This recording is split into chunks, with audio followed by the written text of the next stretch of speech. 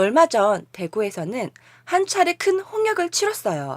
큰 어려움을 겪었다는 뜻의 속담이 아니라 말 그대로 홍역이요.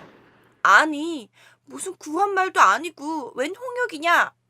홍역은 2006년 우리나라에서 완전히 퇴치됐다고 선언하고 2014년엔 WHO의 인증까지 받은 대표적인 후진국 병입니다. 아니, 근데 어떻게 다 퇴치된 홍역이 다시 되살아난 것일까요? 먼저 홍역은 접촉자의 90% 이상에게 전염되는 전염성이 아주 강한 병으로 온몸에 붉은 발진이 돋고 열이 40도에 가까이 오르며 유아가 걸렸다가는 사망률이 무려 40%! 40%에 이르는 아주 무서운 질병입니다. 얼마나 무서웠으면 큰일을 겪고 나서 홍역을 치렀다 라는 말이 있을 정도죠. 물론 옛날 얘기지만요. 홍역은 의학기술이 발달하고 백신이라는 것이 나온 현재에는 옛날처럼 무서운 질병은 아니에요. 그러나 현대적 의료 기반이 제대로 갖춰져 있지 못한 후진국에서는 아직 발생하고 있어 후진국 병으로도 불리우고 있죠. 그럼 우리나라가 다시 후진국이 됐기 때문에 홍역이 발생한 것이냐? 물론 아니죠. 여러 가지 원인이 있을 수 있지만 가장 주목받고 있는 원인은 바로 백신입니다. 우리나라에 홍역 백신이 처음 도입된 것은 1965년.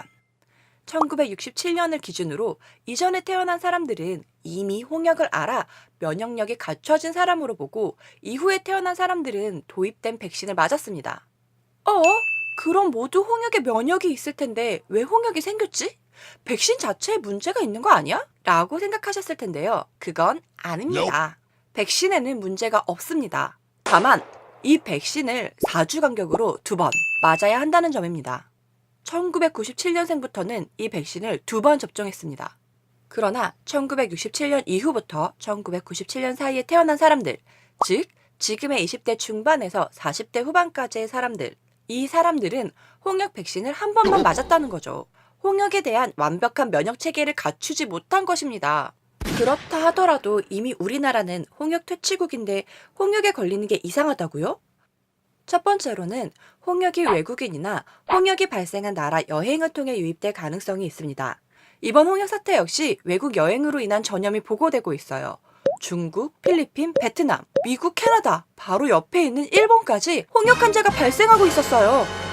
두 번째, 홍역 퇴치국이라는 말은 홍역이 완전히 사라졌다는 말은 아닙니다. 극소수지만 해마다 홍역 환자는 발생해 왔습니다.